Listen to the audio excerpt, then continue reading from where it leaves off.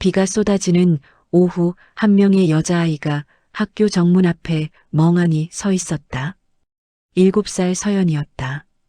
깨끗한 교복은 이미 반쯤 젖어 있었고 작은 손에 든 책가방은 물기로 무거워 보였다. 아이는 그저 하늘을 올려다보며 비를 맞고 있었다. 누군가를 기다리는 것처럼, 아니, 어쩌면 아무도 기다리지 않는 것처럼. 다른 아이들은 벌써 부모님 차를 타고 사라진 지 오래였고 교문 앞은 텅 비어 있었다. 서연이는 이런 날이 처음이 아니었다. 운전기사 아저씨가 늦는 날이면 혼자 이렇게 비를 맞으며 서 있는 게 일상이었다. 그때였다. 누군가 서연이 머리 위로 우산을 펼쳐들었다. 서연이가 고개를 들자 낯선 여자가 보였다. 30대 후반쯤 되어 보이는 얼굴이었지만 옷은 너무나 낡고 더러웠다. 머리는 헝클어져 있었고 신발도 제대로 된 것이 아니었다. 서연이는 본능적으로 한 걸음 물러섰다. 하지만 여자는 그저 조용히 우산을 서연이 머리 위에 받쳐주었고 자신은 비를 그대로 맞았다. 빗물이 여자의 얼굴을 타고 흘러내렸다. 그런데 이상했다. 그 빗물인지 눈물인지 모를 것들이 여자의 뺨을 적시고 있었다. 왜요? 서연이가 작은 목소리로 물었다. 여자는 대답하지 않았다. 그저 서연이를 바라보며 입술을 떨었다. 넌 젖으면 안 돼. 여자의 목소리는 떨리고 있었다. 엄마가 화낼 거야. 서연이의 심장이 쿵하고 내려앉았다. 엄마, 이 사람은 내 엄마를 알까? 서연이는 엄마 얼굴을 기억하지 못했다.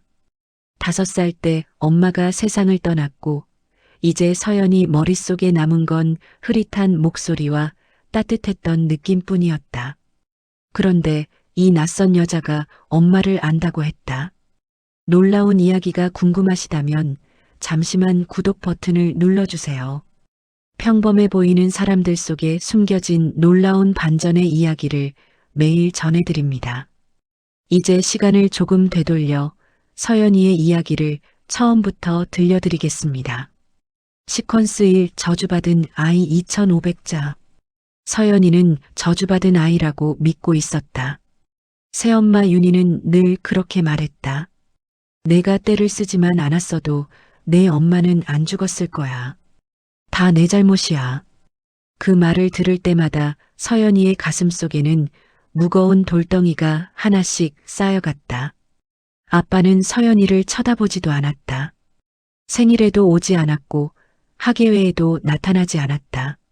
서연이가 그림을 그려서 냉장고에 붙여놓아도 아빠는 그냥 지나쳐갔다.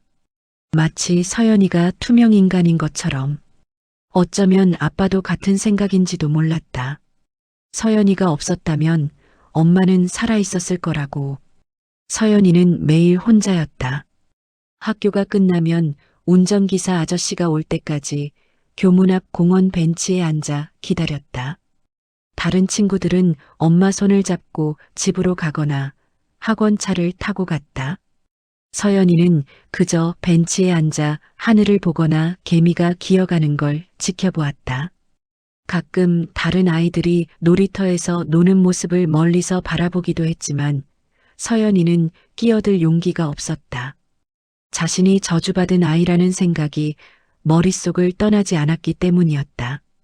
어느 날 오후 서연이는 평소처럼 벤치에 앉아 있었다. 하늘은 잿빛으로 흐려지고 있었고 곧 비가 올 것 같았다. 하지만 운전기사 아저씨는 오지 않았다. 서연이는 가방 안을 뒤져봤지만 우산은 없었다. 새엄마가 챙겨주지 않았기 때문이었다. 빗방울이 하나씩 떨어지기 시작했고 곧 억수같이 쏟아지기 시작했다. 서연이는 벤치 위 작은 지붕 아래로 몸을 움츠렸지만 비는 옆에서부터 들이쳤다. 교복이 금세 젖어들었고 책가방도 무거워졌다. 서연이는 그냥 포기하고 비를 맞기로 했다. 어차피 집에 가도 아무도 걱정해주지 않을 테니까. 그때 누군가 다가왔다. 서연이는 고개를 들었고 한 여자가 서 있는 걸 보았다. 여자의 옷은 너무 낡아서 여기저기 찢어져 있었고 머리는 길게 늘어져 얼굴을 가렸다. 사람들이 공원에 미친 여자라고 부르는 사람이었다. 서연이는 그 여자를 본 적이 있었다. 늘 공원 구석 벤치에 앉아 혼잣말을 하거나 멍하니 하늘을 바라보는 사람. 어른들은 서연이에게 저 사람 근처 가지 말라고 경고했었다. 하지만 지금 그 여자는 서연이를 향해 걸어오고 있었다. 손에는 낡은 우산 하나를 들고 여자는 아무 말 없이 우산을 서연이 머리 위로 펼쳐들었다. 서연이는 순간 얼어붙었다. 무서웠지만 동시에 이상한 느낌이 들었다. 여자는 자신은 비를 그대로 맞으면서 서연이만 비를 피할 수 있게 해주었다.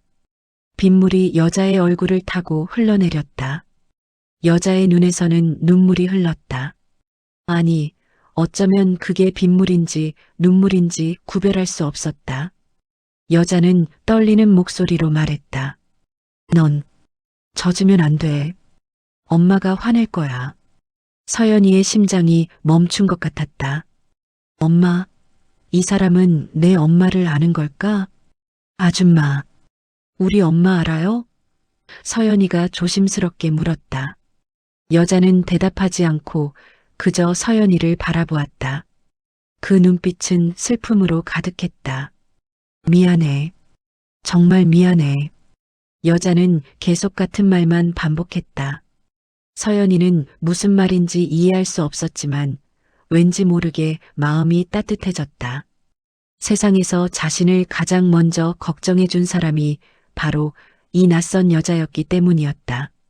새엄마도 아빠도 아닌 공원에 미친 여자가. 그때 운전기사 아저씨의 차가 도착했다. 아저씨는 서연이를 보고 손을 흔들었다. 서연이는 여자를 돌아보았다. 고맙습니다. 서연이가 작게 말했다. 여자는 희미하게 미소 지었다. 그 미소는 어딘가 익숙했다. 마치 오래전 누군가가 자신에게 지어주었던 그런 미소 같았다. 서연이는 차에 올라탔고 창밖을 보았다. 여자는 여전히 비를 맞으며 서 있었고 서연이를 향해 손을 흔들고 있었다. 서연이도 작게 손을 흔들었다. 그날 밤 서연이는 처음으로 악몽을 꾸지 않았다. 대신 따뜻한 느낌이 가슴속에 남아 있었다. 다음 날 서연이는 학교 급식에서 받은 빵을 먹지 않고 가방에 넣었다. 집에서도 몰래 과일 몇 개를 챙겼다. 새엄마가 보면 혼날 게 분명했지만 서연이는 조심스럽게 가방 깊숙이 숨겼다. 학교가 끝나고 서연이는 공원으로 향했다. 여자는 어제와 똑같은 자리, 구석 벤치에 앉아 있었다. 서연이는 천천히 다가갔다. 여자는 서연이를 보자 놀란 듯 눈을 크게 떴다. 서연이는 가방에서 빵과 과일을 꺼내 여자 옆에 조심스럽게 놓았다. 이거 드세요. 서연이의 목소리는 떨렸다. 여자는 음식을 보다가 서연이를 보았다. 그리고 또다시 눈물을 흘렸다. 고마워. 착한 아이구나. 여자가 떨리는 손으로 서연이의 머리를 쓰다듬었다. 그 손길은 차가웠지만 서연이는 왠지 모르게 눈물이 날 것 같았다. 그날 이후 서연이는 매일 여자를 찾아갔다. 학교에서 받은 간식을 나눠주고 가끔은 집에서 몰래 가져온 옷이나 담요를 건넸다. 여자는 대부분 횡설수설했지만 가끔 또렷하게 말할 때가 있었다. 서연아, 내 잘못이 아니야. 절대 내 잘못이 아니라고. 그 말을 들을 때마다 서연이는 가슴속 돌덩이가 조금씩 가벼워지는 것 같았다. 이 여자만이 유일하게 자신을 위로해 주었다. 서연이는 이 여자가 누구인지, 왜 자신을 아는지 궁금했지만 차마 물어볼 용기가 나지 않았다. 그저 함께 있는 것만으로도 충분히 따뜻했기 때문이었다. 일주일이 지났다. 서연이는 이제 여자를 만나는 게 하루 중 가장 기다려지는 시간이 되었다. 학교 수업이 끝나면 가장 먼저 공원으로 달려갔고 여자는 늘 그 자리에 있었다. 마치 서연이를 기다리고 있었다는 듯이. 어느 날 서연이는 집에서 도시락을 2개 싸왔다. 하나는 자신의 것, 하나는 여자를 위한 것이었다. 새엄마 몰래 부엌에서 밥을 퍼담고 반찬을 조금씩 담았다. 작은 손으로 꾹꾹 눌러 담은 도시락은 서툴렀지만 서연이는 뿌듯했다. 이거 같이 먹어요. 서연이가 도시락을 내밀자 여자는 한참을 그것을 바라보았다. 그러더니 조심스럽게 뚜껑을 열었다. 고마워. 너무 고마워. 여자의 목소리는 떨렸다. 둘은 나란히 벤치에 앉아 도시락을 먹었다. 여자는 한 숟가락 한 숟가락 천천히 먹으면서 계속 눈물을 흘렸다. 서연이는 왜 우는지 물어보지 않았다. 그냥 옆에 앉아서 같이 밥을 먹는 것만으로도 충분했다. 가끔 여자가 서연이를 바라볼 때면 그 눈빛에는 말로 표현할 수 없는 무언가가 담겨 있었다. 슬픔과 그리움, 그리고 미안함 같은 것들이. 하지만 이 평화로운 시간은 오래가지 못했다. 어느 날 새엄마 윤희가 우연히 공원을 지나가다가 서연이를 목격했다. 노숙자와 함께 벤치에 앉아 밥을 먹고 있는 서연이를. 윤희의 얼굴이 굳어졌다. 그녀는 당장 서연이를 끌고 가지는 않았다. 대신 집에 돌아가 남편에게 전화를 걸었다. 여보, 서연이가 요즘 이상해요. 학교 끝나고 공원에서 노숙자랑 어울리고 있더라고요. 위험한 사람일 수도 있는데. 전화를 받은 강태주는 처음에는 대수롭지 않게 생각했다. 하지만 윤희가 계속 이야기하자 그는 불안해지기 시작했다. 그날 저녁 서연이가 집에 돌아오자 아빠가 거실에 앉아 기다리고 있었다. 평소에는 늦게 퇴근해서 서연이 얼굴도 보지 못하는 아빠가 오늘은 일찍 와 있었다. 서연이는 본능적으로 무언가 잘못되었다는 걸 느꼈다. 서연아, 이리 와봐. 아빠의 목소리는 차갑게 가라앉아 있었다. 서연이는 천천히 아빠 앞으로 다가갔다. 내가 요즘 공원에서 이상한 사람이랑 노는 게 사실이니? 서연이는 고개를 숙였다. 이상한 사람 아니에요. 서연이가 작게 말했다. 아빠는 한숨을 쉬었다. 서연아, 그 사람이 누군지도 모르잖아. 위험할 수도 있어. 다시는 가까이 가지 마. 서연이는 고개를 들었다. 하지만 그분은 좋은 사람이에요. 저한테 잘해주시고. 안 돼. 아빠의 목소리가 커졌다. 서연이는 움찔했다. 다시는 그 사람 근처에 가지 마. 알았지? 만약 또 간다면. 아빠는 말을 멈췄다. 그리고 차갑게 말했다. 너 고아원 보낸다. 그날 밤 서연이는 방에서 혼자 울었다. 베개에 얼굴을 묻고 소리 없이 눈물을 흘렸다. 세상에서 유일하게 자신을 따뜻하게 대해주던 사람을 만나지 말라니. 서연이는 이해할 수 없었다. 왜 아빠는 자신이 행복한 걸 원하지 않는 걸까? 왜 자신에게서 유일한 위로마저 빼앗으려 하는 걸까? 다음 날부터 서연이는 학교가 끝나면 곧바로 학원차를 타야 했다. 새엄마가 학원을 3개나 더 등록시켰기 때문이었다. 피아노, 미술, 영어. 서연이가 원한 것도 아닌데 일정표는 빡빡하게 채워졌다. 공원에 갈 시간은 단 1분도 주어지지 않았다. 하지만 서연이는 포기하지 않았다. 토요일 오전 새엄마가 친구들과 모임에 나간 사이 서연이는 몰래 집을 나섰다. 공원으로 뛰어갔다. 여자는 여전히 그 자리에 있었다. 하지만 뭔가 달라 보였다. 더 수척해진 얼굴, 더 깊어진 눈가의 주름. 서연이를 보자 여자는 놀란 듯 일어섰다. 서연아, 왜 왔어? 위험해. 여자의 목소리에는 두려움이 묻어 있었다. 위험하다고요? 왜요? 서연이가 물었다. 여자는 서연이의 손을 꽉 잡았다. 그 손은 차가웠고 떨리고 있었다. 도망쳐. 내 아빠. 위험해. 또 죽을 수도 있어. 서연이는 무슨 말인지 이해할 수 없었다. 또 죽는다니? 누가 죽는다는 걸까? 여자는 계속 중얼거렸다. 내가 막았어야 했는데. 내가 더 강하게 말했어야 했는데. 미안해, 언니. 정말 미안해. 언니? 서연이는 혼란스러웠다. 이 여자는 대체 누구일까? 왜 자신의 이름을 알고, 왜 엄마 이야기를 하고, 왜 언니라는 말을 하는 걸까? 아줌마, 우리 엄마 알아요? 아줌마가 누구예요? 서연이가 다급하게 물었다. 하지만 여자는 대답하지 않았다. 그저 서연이를 끌어안으며 울었다. 미안해. 너무 미안해. 지켜주지 못해서. 그때 누군가 다가오는 소리가 들렸다. 서연이의 담임 선생님 박지은이었다. 선생님은 주말에 공원을 산책하다가 서연이를 발견한 것이었다. 서연아? 선생님이 놀란 표정으로 다가왔다. 그리고 서연이 옆에 있는 여자를 보았다. 선생님의 얼굴이 굳어졌다. 서연아, 이분은 누구시니? 서연이는 대답할 수 없었다. 자신도 모르는 사람이었으니까. 여자는 선생님을 보자 갑자기 뒤로 물러섰다. 미안해요. 아이한테 해코지 하려던 게 아니에요. 그냥. 여자는 비틀거리며 공원 반대편으로 사라졌다.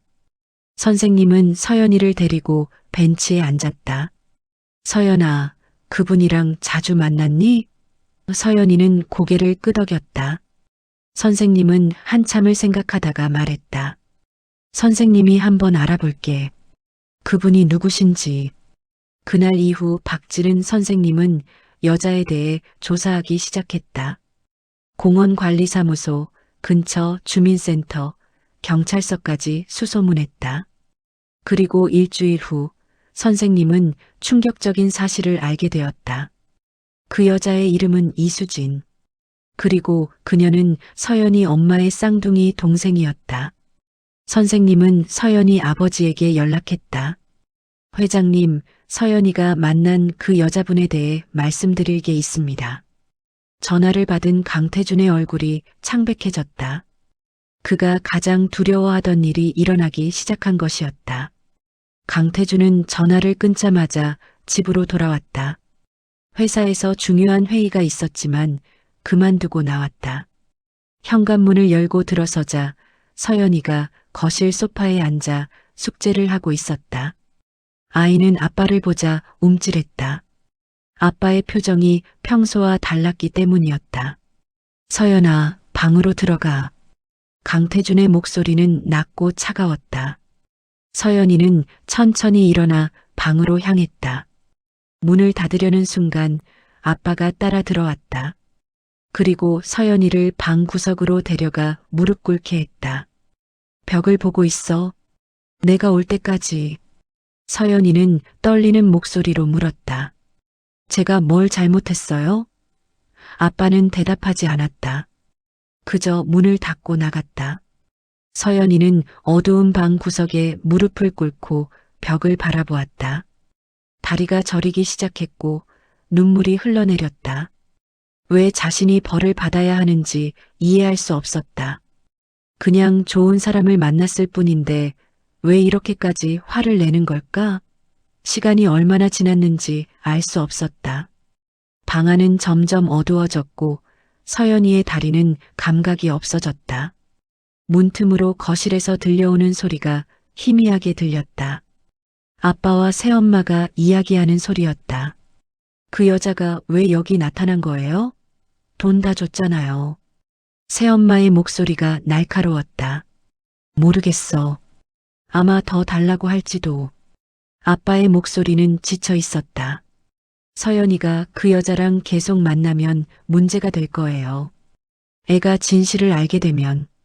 알게 하면 안 돼. 절대로. 서연이는 귀를 기울였다. 무슨 진실?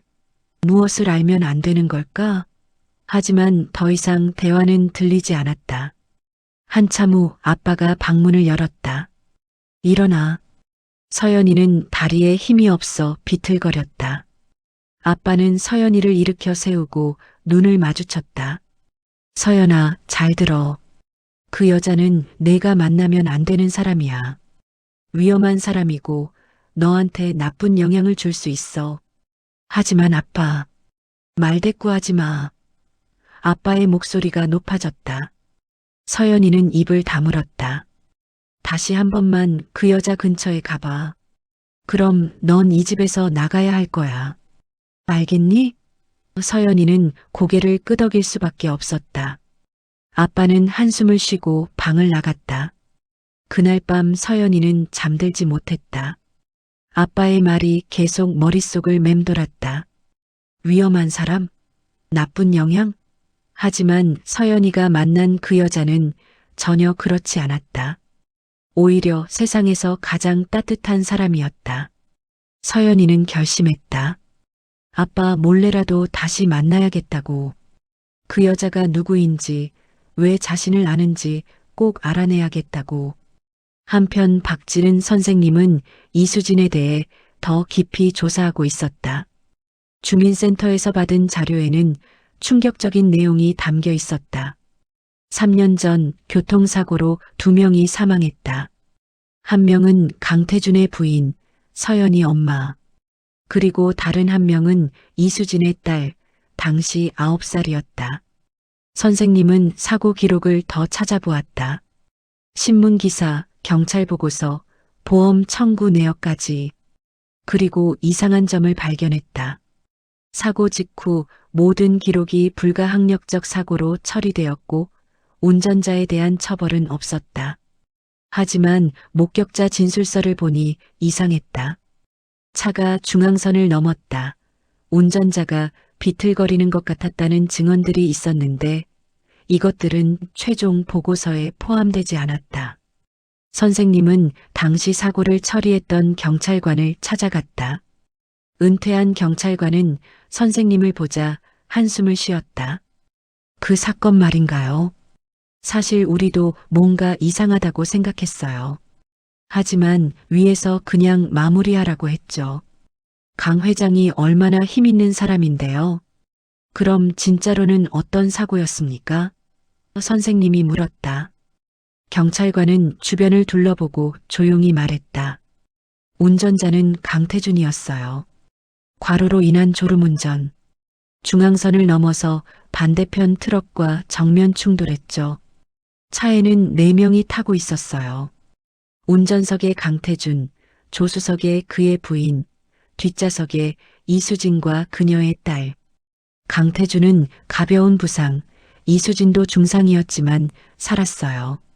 하지만 조수석의 부인과 뒷좌석의 아이는. 경찰관은 말을 멈췄다. 즉사였습니다. 선생님은 숨이 막혔다. 그런데 왜 강태준은 처벌받지 않은 겁니까? 돈이죠. 엄청난 돈으로 사건을 덮었어요. 목격자들 입을 막고 경찰 상부를 움직이고 언론도 통제했죠. 이수진에게도 거액을 제시했다고 들었어요. 하지만 이수진은 돈을 받지 않았어요. 그냥 병원에서 퇴원하자마자 사라졌죠. 정신이 온전치 않았다고 하더군요. 딸을 잃은 충격에 언니까지 잃었으니 선생님은 모든 퍼즐이 맞춰지는 걸 느꼈다. 이수진은 서연이 엄마의 쌍둥이 동생이었고 그날 사고로 언니와 딸을 동시에 잃었다. 그리고 그 사고의 원인 제공자는 바로 서연이 아버지 강태준이었던 것이다. 선생님은 서연이를 생각했다. 그 어린아이는 아무것도 모르고 있었다. 자신의 아버지가 엄마를 죽게 만들었다는 것을, 그리고 공원의 그 여자가 엄마의 동생이라는 것을. 선생님은 고민에 빠졌다. 이 진실을 서연이에게 말해야 할까? 아니면 그냥 묻어두어야 할까? 하지만 결정을 내리기도 전에 또 다른 일이 벌어졌다. 이수진이 쓰러진 것이다. 공원에서 의식을 잃은 채 발견되어 병원으로 실려갔다. 영양실조와 폐렴이었다. 병원에서 연락을 받은 사람은 박지은 선생님이었다. 선생님이 유일하게 이수진과 연락을 주고받았던 사람이었기 때문이었다.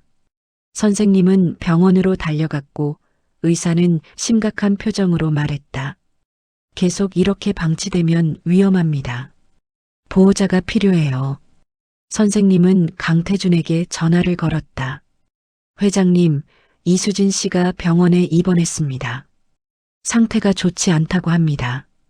전화 너머로 침묵이 흘렀다. 한참 후 강태준이 말했다. 그건 제가 상관할 일이 아닙니다. 회장님, 그분은 회장님 처제분이십니다. 그리고 그날 사고의 피해자이기도 하고요. 선생님, 강태준의 목소리가 차갑게 가라앉았다. 그 일에 대해 아무것도 모르시면서 함부로 말씀하시지 마세요.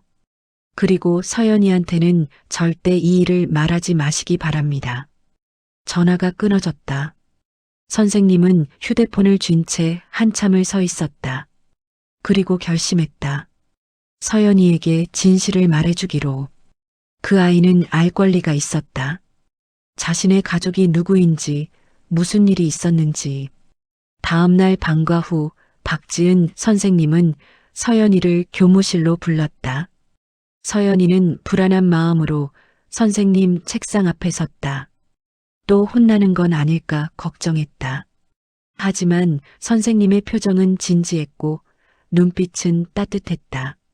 서연아, 앉아. 선생님이 너한테 할 말이 있어. 서연이는 의자에 조심스럽게 앉았다. 선생님은 한참을 서연이를 바라보다가 천천히 입을 열었다.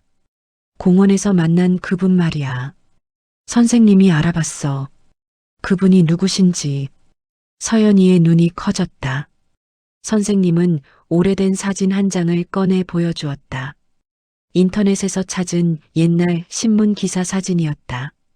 거기에는 두 명의 여자가 나란히 서 있었다. 똑같이 생긴 두 사람. 쌍둥이였다. 이 사람이 내 엄마야. 선생님이 한 사람을 가리켰다. 그리고 이 사람이 내 엄마의 쌍둥이 동생, 이수진이라는 분이야. 서연이는 사진을 뚫어지게 바라보았다. 엄마와 똑같이 생긴 사람. 그게 바로 공원에서 만난 그 여자였다. 그분이 엄마 동생이에요? 서연이의 목소리가 떨렸다. 선생님은 고개를 끄덕였다. 응. 그런데 서연아, 여기서부터는 좀 슬픈 이야기야. 잘 들어줄 수 있겠니? 서연이는 숨을 깊이 들이마시고 고개를 끄덕였다. 선생님은 천천히 이야기를 시작했다. 3년 전 내가 5살 때 교통사고가 있었어. 그날 차에는 내 엄마랑 이수진 이모, 그리고 이모의 딸이 타고 있었어. 서연이는 듣고 있었다. 가슴이 두근거리기 시작했다. 그날은 원래 내가 함께 가기로 한 날이었대. 놀이공원에 가는 날이었거든. 너랑 내 사촌 언니랑 같이. 사촌 언니는 당시 9살이었어. 서연이는 희미하게 기억났다. 놀이공원에 가기로 했던 날. 하지만 자신은 가지 못했다. 왜였더라? 너는 그날 아침에 열이 났어. 그래서 집에 남았고. 선생님이 말을 이었다. 하지만 사촌 언니는 갔지. 그리고 선생님은 잠시 말을 멈췄다. 서연이를 바라보며 조심스럽게 다음 말을 꺼냈다. 사고가 났어. 그 사고로 내 엄마와 사촌 언니가 세상을 떠났어. 서연이의 머릿속이 하얘졌다. 사촌 언니? 자신에게 사촌 언니가 있었다는 것도 처음 알았는데 그 언니가 죽었다고? 이수진 이모는 그 사고에서 살아남았어. 하지만 한 번에 언니와 딸을 잃은 거야. 선생님의 목소리가 떨렸다. 그 충격으로 이모는 정신이 많이 아프셨어. 그래서 지금까지 거리에서 살고 계신 거야. 서연이는 눈물이 흘러내렸다. 그 여자가, 아니 이수진 이모가 왜 그렇게 자신을 보며 울었는지 이제 알 것 같았다. 자신을 볼 때마다 죽은 언니와 딸이 생각났을 것이다. 그런데 선생님, 서연이가 떨리는 목소리로 물었다. 왜 아빠는 저한테 이모 만나지 말라고 했어요? 이모는 가족인데. 선생님은 대답하기 어려운 표정을 지었다. 어떻게 말해야 할까 고민하는 듯 했다. 그건 아마 아빠도 힘든 기억이라서 그러실 거야. 하지만 서연이는 뭔가 이상하다고 느꼈다. 아빠의 태도는 단순히 힘든 기억 때문만은 아닌 것 같았다. 뭔가 더 있었다. 뭔가 숨기고 있는 게 분명했다. 선생님, 그 사고는 어떻게 난 거예요? 서연이가 물었다. 선생님은 잠시 망설이다가 말했다. 그건 선생님도 정확히는 모르겠어. 기록에는 그냥 불가항력적인 사고라고만 나와 있어. 하지만 선생님의 눈빛을 보니 뭔가 더 알고 있는 것 같았다. 서연이는 더 물어보고 싶었지만 선생님이 먼저 말했다. 서연아, 이수진 이모가 지금 병원에 입원해 계셔. 많이 아프시대. 서연이는 벌떡 일어났다. 어디요? 어느 병원이요? 서연아, 진정해. 선생님이 데려다 줄게. 그날 저녁 선생님과 함께 병원에 도착한 서연이는 이수진 이모의 병실 문 앞에서 한참을 망설였다. 문을 열어야 할지 말아야 할지. 하지만 결국 천천히 문을 열었다. 병실 안에는 이수진 이모가 누워 있었다. 창백한 얼굴, 여윈 몸, 산소 마스크를 쓰고 있었다. 서연이는 천천히 침대 옆으로 다가갔다. 이모는 눈을 감고 있었지만 서연이가 다가오는 소리를 듣고 천천히 눈을 떴다. 서연이를 보자 이모의 눈에 눈물이 고였다. 서연아. 이모의 목소리는 약했지만 또렷했다. 왔구나. 서연이는 이모의 손을 잡았다. 차갑고 마른 손이었다. 이모. 서연이가 처음으로 그렇게 불렀다. 저 몰랐어요. 이모가 엄마 동생인 줄. 이모는 희미하게 미소 지었다. 괜찮아. 내가 몰라도 괜찮아. 이모는 그냥 내가 건강하고 행복한 게 좋았어. 이모, 아프지 마세요. 제발. 서연이가 울먹였다. 이모는 서연이의 머리를 쓰다듬었다. 서연아, 내 잘못이 아니야. 절대 내 잘못이 아니라고. 알지? 서연이는 고개를 끄덕였다. 그날 내가 열이 나서 집에 남은 거. 그건 정말 다행이었어. 너마저 그 차에 탔다면. 이모는 말을 잇지 못하고 눈물을 흘렸다. 서연이도 울었다. 둘은 한참을 그렇게 손을 잡고 울었다. 밖에서 지켜보던 박지은 선생님도 눈물을 닦아냈다. 한편 강태주는 회사 사무실에서 전화를 받았다. 비서가 급하게 들어와 말했다. 회장님, 서연 양이 지금 병원에 있다고 합니다. 이수진 씨 병실에. 강태준의 얼굴이 굳어졌다. 그는 재킷을 집어들고 황급히 사무실을 나섰다. 병원으로 가는 차 안에서 그의 손은 떨리고 있었다. 드디어 마주해야 할 순간이 온 것이었다. 자신이 3년 동안 숨겨왔던 진실과.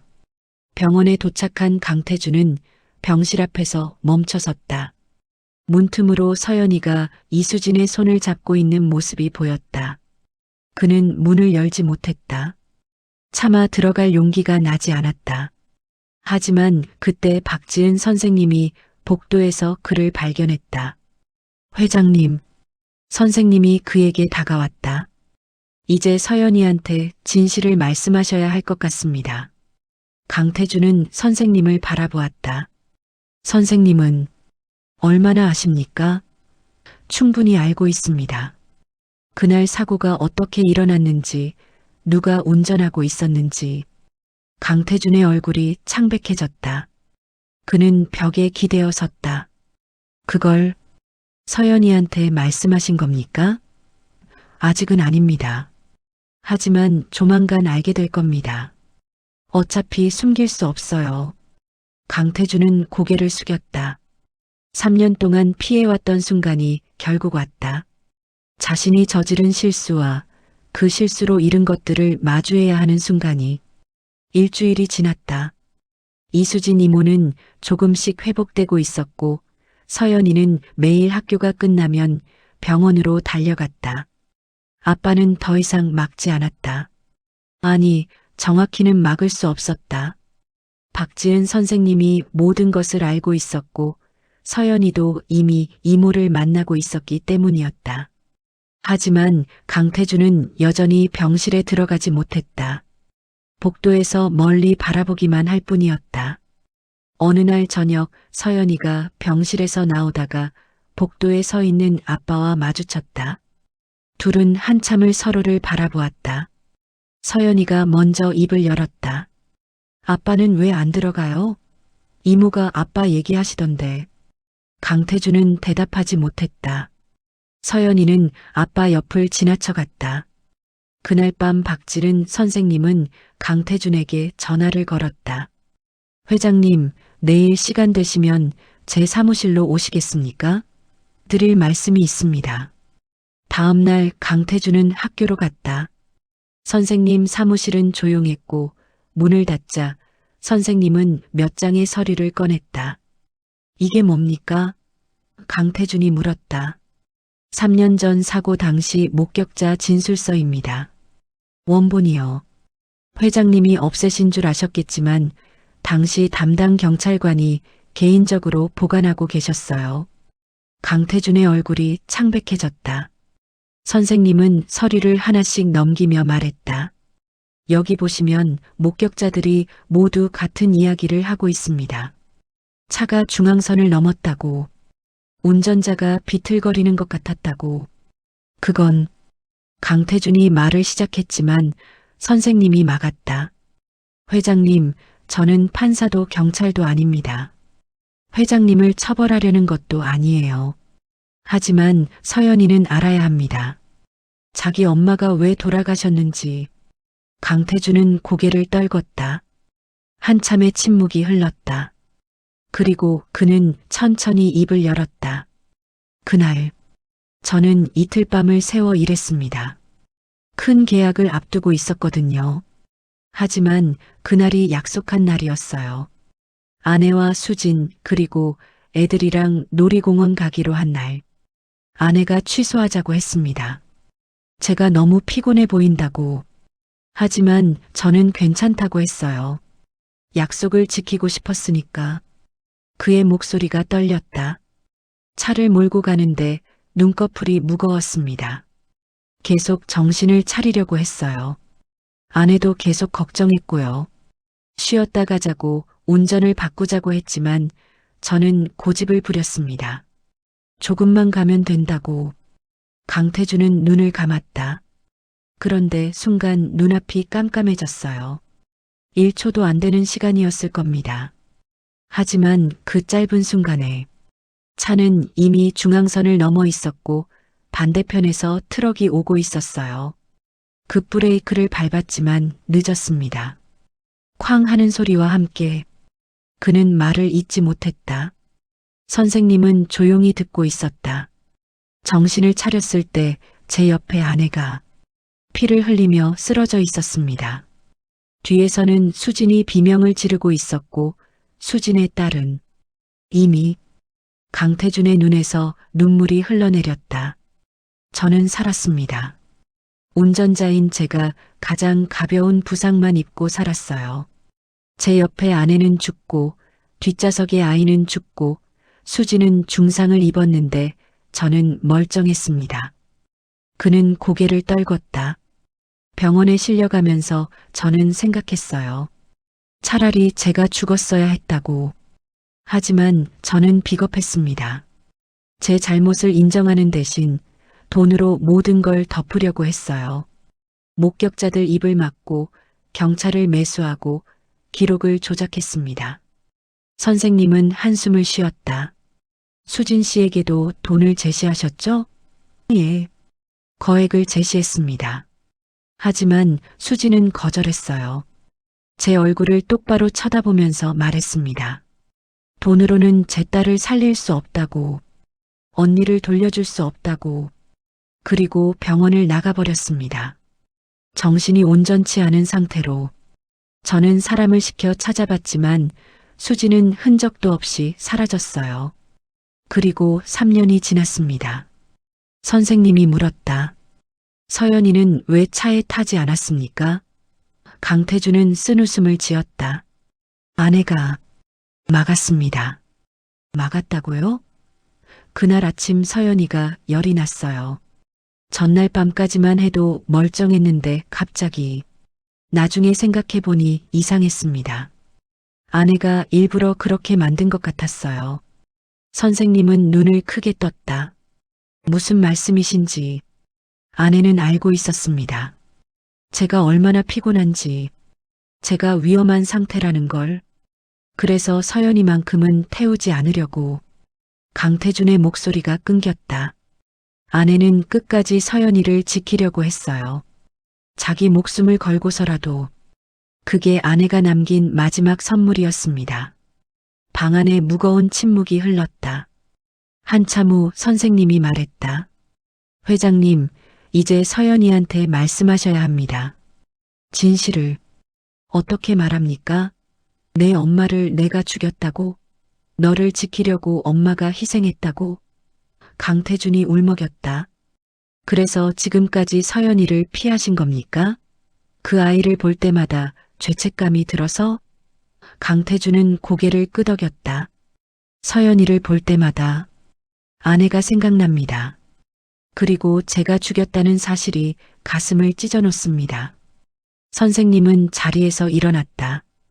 회장님, 서연이는 지금 자기 잘못 때문에 엄마가 죽었다고 믿고 있어요. 새엄마가 그렇게 말했거든요. 그 아이가 얼마나 고통받고 있는지 아십니까? 강태준은 깜짝 놀라 고개를 들었다. 뭐라고요? 새엄마 윤희 씨가 서연이한테 계속 말했답니다. 내가 때를 쓰지 않았으면 엄마가 안 죽었을 거라고. 그래서 그 아이는 자기가 저주받은 아이라고 믿고 있어요. 강태준은 주먹을 쥐었다. 그걸 제가 몰랐습니다. 이제 아셨으니 바로 잡으세요. 그 아이한테 진실을 말해주세요. 내 잘못이 아니라고. 엄마는 너를 사랑했고 끝까지 너를 지켰다고. 선생님이 말했다. 강태준은 한참을 고민하다가 고개를 끄덕였다. 알겠습니다. 서연이한테 모든 걸 말하겠습니다.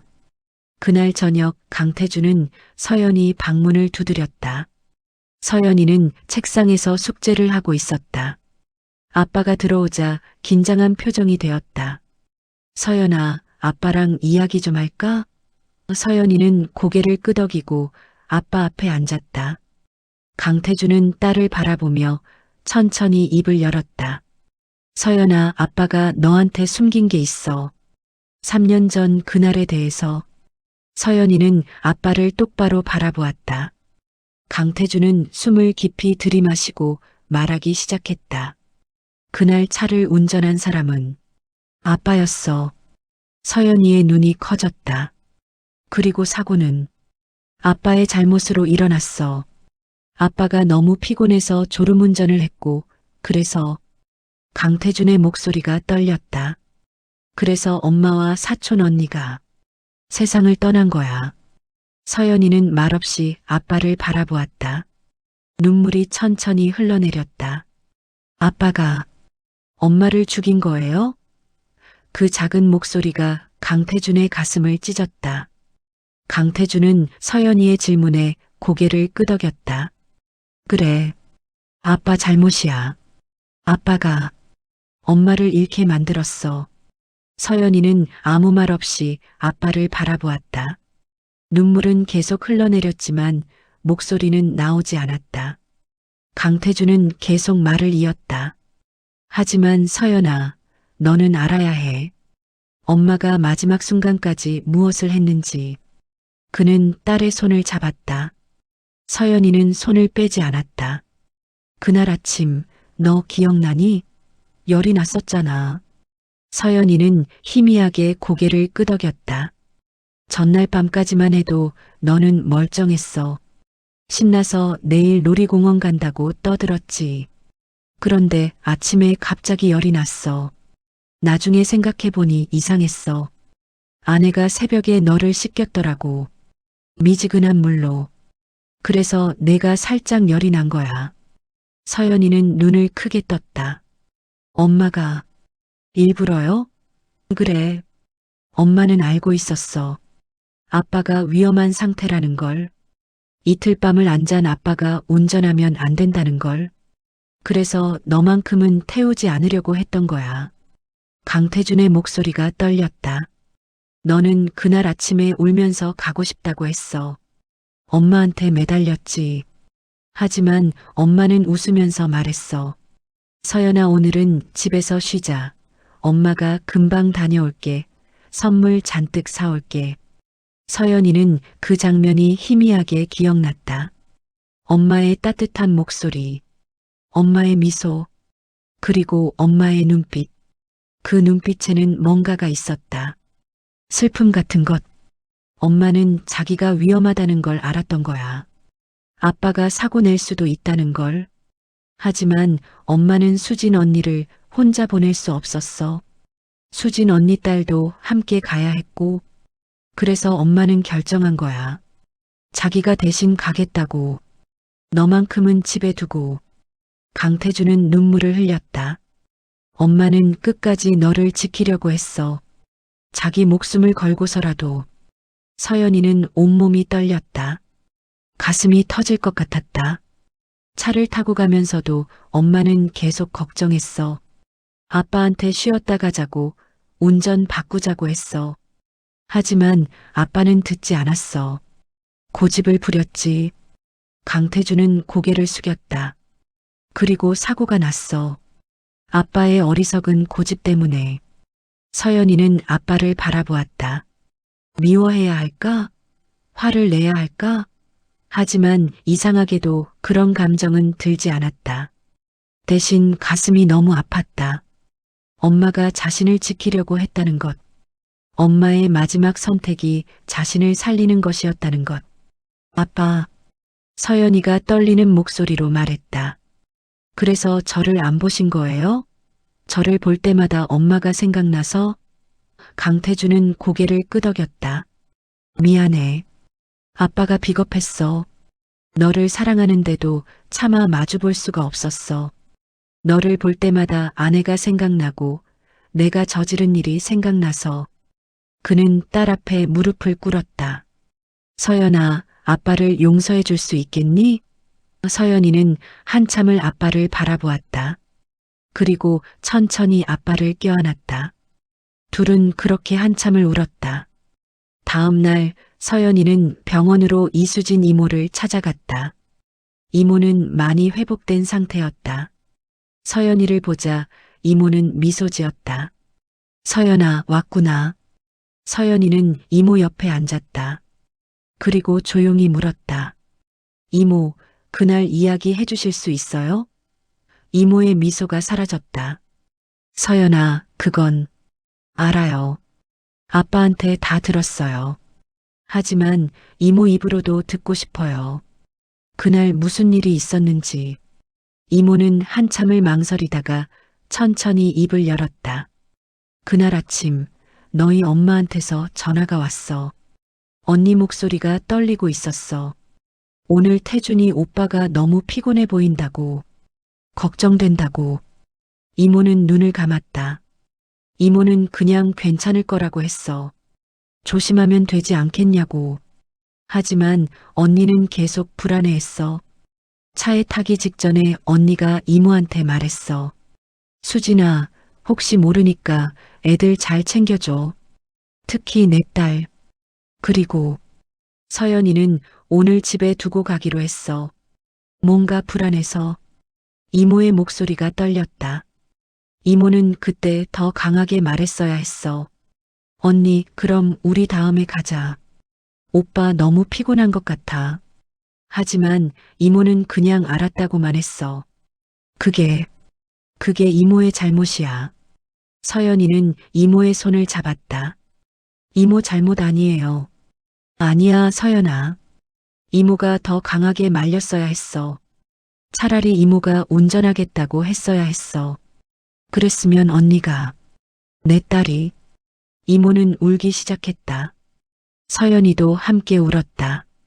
한참 후 이모가 진정하고 말을 이었다. 차를 타고 가는데 오빠가 계속 눈을 비볐어. 언니가 계속 걱정하면서 쉬었다 가자고 했지. 하지만 오빠는 괜찮다고만 했어. 조금만 가면 된다고. 이모도 그때 더 강하게 말했어야 했는데. 이모는 고개를 저었다. 그리고 갑자기였어. 차가 흔들리더니 중앙선을 넘었어. 언니가 비명을 지르고 오빠가 급브레이크를 밟고 그리고 쾅 하는 소리. 이모는 말을 멈췄다. 정신을 차렸을 때 이모는 뒷좌석에 끼어 있었어. 온몸이 아팠지만 먼저 내 딸을 찾았어. 옆에 있었는데 움직이지 않았어. 피를 흘리고 있었어. 이모의 목소리가 끊어졌다. 그리고 앞을 봤어. 언니가 조수석에서 고개를 떨구고 있었어. 이모가 언니 이름을 불렀어. 언니, 언니 정신 차려. 하지만 대답이 없었어. 이모는 두 손으로 얼굴을 감쌌다. 구급차가 오고 병원으로 실려갔어. 이모는 살았어. 하지만 언니와 내 딸은 의사가 말했어. 즉사였다고. 고통은 느끼지 못했을 거라고. 하지만 그게 무슨 위로가 돼?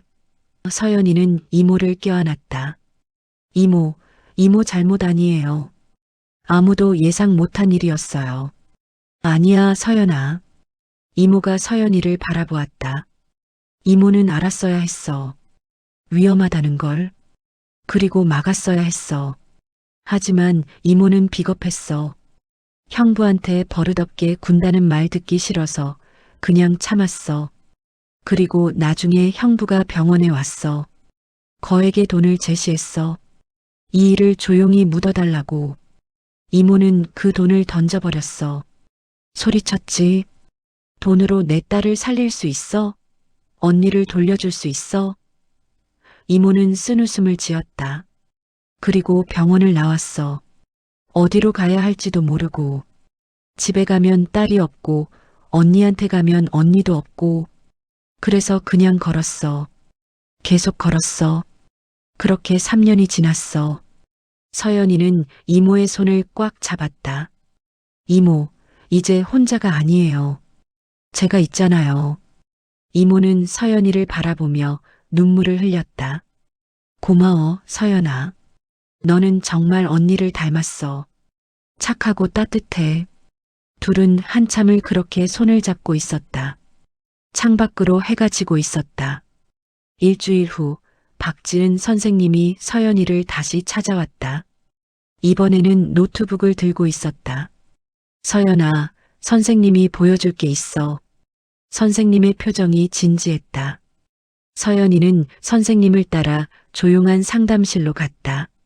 선생님은 노트북을 켜고 파일 하나를 열었다. 이게 뭐예요? 서연이가 물었다. 3년 전 그날의 블랙박스 영상이야. 내 아빠 차에 달려있던 거.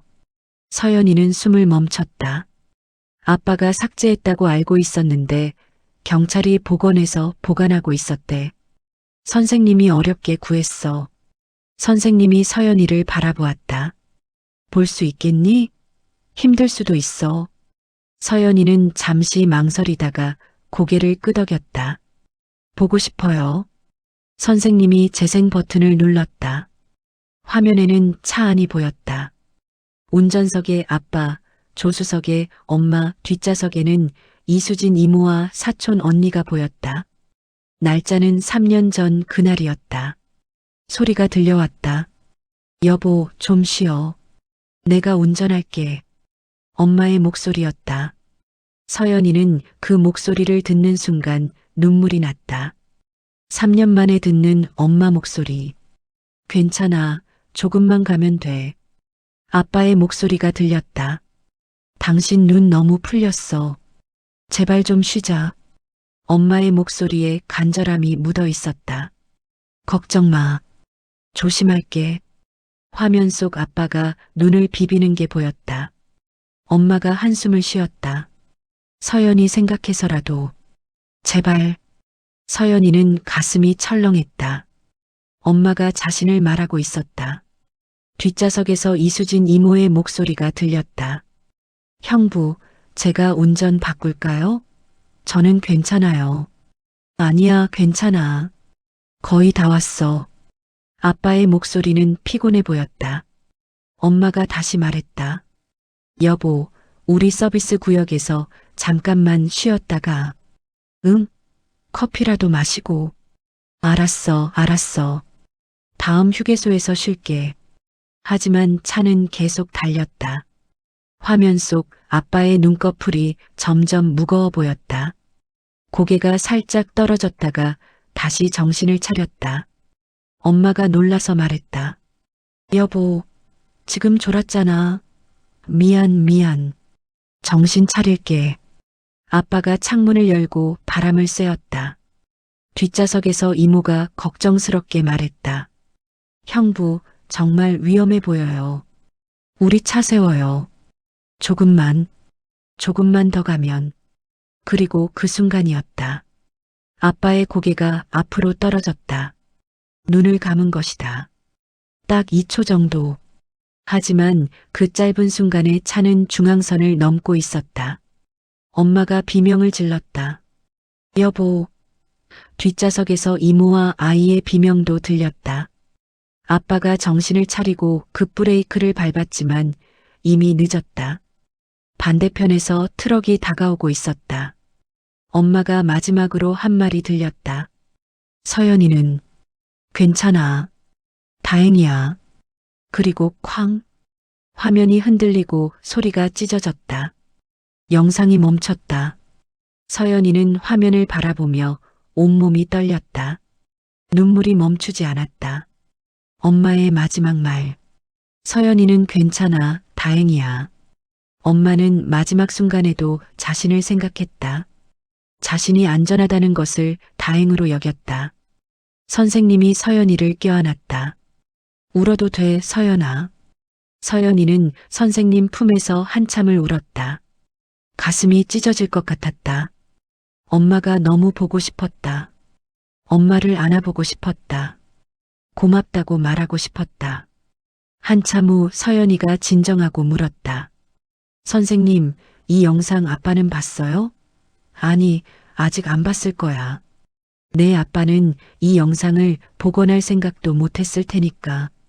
서연이는 고개를 끄덕였다. 아빠한테 보여줘야 해요. 서연아, 아빠가 알아야 해요. 엄마가 마지막에 뭐라고 했는지. 그날 저녁 서연이는 아빠를 서재로 불렀다. 강태주는 딸의 심각한 표정을 보고 불안해졌다. 무슨 일이야, 서연아? 아빠, 이거 봐요. 서연이가 노트북을 켰다. 화면에 블랙박스 영상이 떴다. 강태준의 얼굴이 하얗게 변했다. 이건 선생님이 구해주셨어요. 아빠가 봐야 할 것 같아서. 강태준은 화면에서 눈을 뗄 수 없었다. 자신의 모습이, 아내의 모습이, 그날의 모든 것이 그대로 담겨 있었다. 아내가 계속 걱정하는 목소리, 자신이 고집부리는 모습, 그리고 사고가 나는 순간, 아내의 마지막 말, 서연이는 괜찮아, 다행이야. 영상이 끝나자 강태준은 주저앉았다. 책상에 머리를 묻고 울기 시작했다. 어깨가 떨렸다. 당신, 미안해. 정말 미안해. 그는 계속 중얼거렸다. 서연이는 아빠 옆에 앉았다. 아빠. 서연이가 아빠의 등을 쓰다듬었다. 엄마는 아빠를 사랑했어요. 마지막까지 아빠 걱정했잖아요. 쉬라고, 운전 바꾸자고 계속 말했어요. 강태준은 고개를 들었다. 눈이 퉁퉁 부어 있었다. 하지만 나는 듣지 않았어. 아내의 말을. 아빠가 일부러 그런 건 아니잖아요. 너무 피곤했던 거고 사고는 아빠가 원한 게 아니었어요. 서연이의 목소리는 단호했다. 엄마도 그걸 알았을 거예요. 그래서 마지막에도 저 걱정만 했던 거예요. 강태주는 딸을 바라보았다. 서연아, 너는 어떻게 이렇게 어른스러울 수가 있니? 저도 아빠만큼 힘들었어요. 서연이가 말했다. 저는 3년 동안 제가 저주받았다고 믿었어요. 제 잘못 때문에 엄마가 죽었다고 생각했어요. 하지만 이제 알았어요. 엄마는 저를 지키려고 했던 거예요. 제가 살아있는 게 엄마의 마지막 선물이라는 걸. 서연이는 아빠 손을 잡았다. 그러니까 아빠도 이제 그만 괴로워해요. 엄마는 아빠가 행복하길 바랐을 거예요. 저도 그래요. 강태주는 딸을 꽉 껴안았다. 고맙다, 서연아. 정말 고맙다. 둘은 한참을 그렇게 안고 있었다. 서재 창문 밖으로는 별들이 빛나고 있었다. 마치 하늘에서 누군가 미소 짓고 있는 것 같았다. 다음 날 강태주는 변호사를 찾아갔다. 3년 전 사고 건으로 자수하고 싶습니다. 변호사는 놀란 표정이었다. 회장님, 그건 이미 결심했습니다. 제가 저지른 일에 대한 책임을 지고 싶습니다. 강태준의 목소리는 단호했다. 변호사는 한참을 설득했지만 강태준의 의지는 확고했다. 공소시효가 아직 남아 있습니다. 업무상 과실치사로 처벌받을 수 있습니다. 그리고 사고 기록 조작, 증거 인멸 등의 혐의도 추가될 겁니다. 알고 있습니다. 감수하겠습니다. 그날 저녁 강태준은 기자회견을 열었다. 3년 전 제 아내와 처제의 딸이 사망한 교통사고에 대해 말씀드리고자 합니다. 그 사고는 저의 졸음운전으로 발생했습니다. 저는 그동안 제 권력과 돈으로 이 사실을 은폐해왔습니다. 이에 대해 깊이 사죄드리며 법의 심판을 받겠습니다. 카메라 플래시가 터졌다. 기자들이 질문을 쏟아냈다. 하지만 강태준은 담담하게 모든 질문에 답했다. 그날 밤 뉴스는 온통 이 이야기로 가득했다. 서연이는 TV를 보며 아빠를 응원했다. 아빠 잘하고 있어요. 6개월이 흘렀다. 강태준은 법정에서 업무상 과실치사 및 증거인멸 혐의로 징역 2년에 집행유예 3년을 선고받았다. 또한 피해자 가족에게 배상금을 지급하고 자신의 재산 절반을 교통사고 유가족 지원 재단에 기부하라는 명령을 받았다. 강태준은 모든 판결을 받아들였다. 그는 회사 경영에서 물러나 이사회 고문 자리로 내려갔고 대부분의 시간을 봉사활동과 가족과 함께 보내기로 했다. 새엄마 윤희는 이혼을 요구했고 강태준은 흔쾌히 응했다. 윤희는 위자료를 받고 집을 나갔다. 서연이는 그녀가 떠나는 걸 보며 아무 감정도 느끼지 않았다. 이미 오래전부터 가족이 아니었으니까. 이수진 이모는 완전히 회복했다. 병원에서 퇴원한 후 서연이네 집으로 이사를 왔다. 처음에는 거절했지만 서연이가 매달렸다. 이모, 우리 함께 살아요. 이모는 제 가족이에요. 결국 이모는 받아들였다. 강태준과 이수진은 처음에는 서로 불편해했다. 서로를 마주볼 때마다 그날의 기억이 떠올랐기 때문이었다. 하지만 시간이 지나며 조금씩 이야기를 나누기 시작했다. 어느 날 저녁 강태준은 이수진에게 정식으로 사과했다. 거실 바닥에 무릎을 꿇고 고개를 숙였다. 수진 씨, 정말 죄송합니다. 제가 당신의 딸을 그리고 제 아내를 잃게 만들었습니다. 이수진은 한참을 그를 바라보았다. 그리고 천천히 말했다. 일어나세요. 강태준이 고개를 들자 이수진이 말했다. 저도 형부를 원망했어요. 3년 동안 매일같이 저주했죠. 하지만 이제 알아요. 형부도 피해자라는 걸. 형부도 사랑하는 사람을 잃었고 죄책감에 고통받았다는 걸. 이수진의 눈에 눈물이 맺혔다. 우리 딸과 언니는 돌아오지 않아요. 하지만 우리가 남은 인생을 증오 속에서 사는 건 그들이 원하는 게 아닐 거예요. 강태주는 고개를 숙였다. 고맙습니다. 정말 고맙습니다. 이수진은 서연이를 바라보았다. 제가 용서할 수 있는 건 저 아이 때문이에요. 서연이가 없었다면 저는 아직도 공원 벤치에 앉아 과거에 갇혀 있었을 거예요. 서연이는 이모에게 다가가 손을 잡았다. 이모 사랑해요. 나도 사랑해, 서연아. 그날 이후 집안 분위기가 많이 달라졌다. 강태주는 일찍 퇴근해서 서연이와 저녁을 먹었고 주말에는 이수진 이모와 함께 교회로 나들이를 갔다. 서연이는 처음으로 완전한 가족을 느꼈다. 아빠도 이모도 모두 함께 있는 시간. 어느 토요일 오후 셋은 함께 묘지를 찾았다. 서연이 엄마와 사촌 언니가 잠든 곳이었다. 서연이는 엄마 묘 앞에 꽃을 놓고 말했다. 엄마, 저 잘 지내고 있어요. 아빠도 이모도 다 잘 지내요. 엄마가 저를 지켜준 거 알아요. 고마워요, 엄마. 이수지는 딸의 묘 앞에서 한참을 울었다. 미안해, 우리 딸. 엄마가 지켜주지 못해서. 하지만 이제는 엄마도 살아갈게. 내가 원하는 대로. 강태주는 아내의 묘 앞에 무릎을 꿇었다. 당신, 서연이 덕분에 제가 다시 살아가고 있어요. 당신이 남긴 선물 덕분에. 앞으로 잘 키울게요. 약속해요. 돌아오는 길 서연이는 차 창밖을 보며 생각했다. 엄마는 어떤 사람이었을까?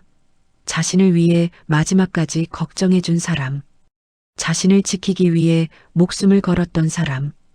그 사랑이 얼마나 컸을까? 서연이는 결심했다. 엄마처럼 살아가겠다고. 누군가를 사랑하고 누군가를 지키는 사람이 되겠다고. 1년 후 서연이는 이제 9살이 되었다. 학교에서 친구들도 많이 사귀었고 매일 웃으며 지냈다. 더 이상 자신을 저주받은 아이라고 생각하지 않았다. 대신 축복받은 아이라고 믿었다. 엄마의 사랑을 받은 아이. 그 사랑으로 살아남은 아이. 어느 일요일 오후 서연이는 이수진 이모와 함께 그 공원을 찾았다. 처음 만났던 그 벤치. 둘은 나란히 앉아 하늘을 올려다보았다. 이모, 그때 왜 저한테 우산을 씌워주셨어요? 서연이가 물었다. 이모는 미소 지었다. 너를 보는 순간 언니가 생각났어. 그리고 내 딸도. 너는 젖으면 안 될 것 같았어. 소중한 아이니까. 이모도 소중해요. 서연이가 이모 손을 잡았다. 우리 이제 행복하게 살아요. 그래, 행복하게 살자. 둘은 손을 꽉 잡고 있었다. 하늘은 맑게 개어 있었고 따뜻한 햇살이 내리쬐고 있었다. 구름 사이로 빗줄기가 쏟아져 내렸다. 마치 누군가 하늘에서 축복을 내려주는 것 같았다. 그날 저녁 집으로 돌아온 서연이는 아빠와 이모가 함께 저녁을 준비하는 모습을 보았다. 아빠는 서툴게 야채를 썰고 있었고 이모는 웃으며 도와주고 있었다. 서연아, 왔어? 손 씻고 와. 곧 밥 먹자. 아빠가 환하게 웃으며 말했다. 서연이는 그 모습을 보며 가슴이 따뜻해졌다. 이게 바로 가족이구나. 함께 웃고, 함께 먹고, 함께 사는 것. 식사 중에 이수진 이모가 말했다. 서연아, 이모가 요즘 상담 공부를 하고 있어. 나중에 이모처럼 힘든 사람들을 도와주고 싶어서. 정말요? 멋있어요, 이모. 서연이가 박수를 쳤다. 강태준도 미소 지었다. 좋은 일이네요. 제가 도울 게 있으면 말씀하세요. 고맙습니다, 형부. 이모가 고개를 숙였다. 서연이는 자기 방으로 들어가 책상 서랍을 열었다. 그 안에는 엄마 사진이 한 장 있었다. 엄마가 활짝 웃고 있는 사진. 서연이는 사진을 꺼내 들고 말했다. 엄마, 저 행복해요. 아빠도 이모도 다 행복해요. 엄마가 저를 지켜줘서 가능한 일이에요. 사진 속 엄마는 여전히 웃고 있었다. 서연이는 사진에 입을 맞추고 다시 서랍에 넣었다. 창문을 열자 시원한 바람이 들어왔다. 밤하늘에는 별들이 반짝이고 있었다. 서연이는 별을 보며 생각했다. 엄마도 저 별 중 하나가 되어 자신을 지켜보고 있을까? 그렇다면 엄마는 지금 웃고 있을까? 아마도 그럴 것이다. 자신의 딸이 행복하게 웃고 있으니까. 자신이 목숨 걸고 지킨 아이가 건강하게 자라고 있으니까. 서연이는 창문을 닫고 침대에 누웠다. 더 이상 악몽을 꾸지 않았다. 대신 따뜻한 꿈을 꾸었다. 엄마가 나오는 꿈. 엄마가 자신을 안아주고 머리를 쓰다듬어주는 꿈. 그리고 엄마가 말하는 꿈. 잘했어, 우리 딸. 엄마는 항상 내 곁에 있어. 다음 날 아침 서연이는 상쾌하게 일어났다. 거실로 나가자 아빠와 이모가 아침을 준비하고 있었다. 좋은 아침, 서연아. 둘이 동시에 말했다. 서연이는 환하게 웃으며 대답했다. 좋은 아침이에요. 창밖으로 아침 햇살이 쏟아져 들어왔다. 새로운 하루가 시작되었다. 아픔을 딛고 용서를 배우고 사랑을 나누는 가족의 새로운 하루가. 서연이는 알고 있었다. 엄마가 준 마지막 선물이 무엇인지. 그건 바로 살아갈 이유였다. 그리고 서연이는 그 이유를 찾았다. 사랑하는 사람들과 함께 행복하게 사는 것. 그게 바로 엄마가 원했던 것이었다. 몇 년 후 서연이는 중학생이 되었다. 학교에서 상담 동아리를 만들어 힘든 친구들을 돕기 시작했다. 이수진 이모는 정식 상담사 자격을 따서 무료 상담센터를 열었다. 강태주는 교통안전 캠페인에 적극 참여하며 자신의 경험을 나누었다. 어느 날 서연이는 동아리 활동 중 한 친구를 만났다. 부모님의 이혼으로 힘들어하는 아이였다. 서연이는 그 친구에게 말했다. 괜찮아. 내 잘못이 아니야. 그리고 너는 혼자가 아니야. 그 말을 듣고 친구는 울먹이며 물었다. 넌 어떻게 그렇게 강할 수 있어? 서연이는 미소 지었다. 나도 힘든 시간이 있었어. 하지만 나를 사랑하는 사람들 덕분에 다시 일어설 수 있었어. 너도 할 수 있어. 친구는 서연이를 꽉 껴안았다. 서연이는 그 순간 깨달았다. 이게 바로 엄마가 자신에게 물려준 것이라는 걸. 사랑하고 위로하는 능력. 누군가의 아픔을 나눠 가지는 용기. 그날 저녁 집으로 돌아온 서연이는 하늘을 올려다보며 작게 속삭였다. 엄마, 저 엄마처럼 살고 있어요. 고마워요. 바람이 불어왔다. 마치 대답하는 것처럼.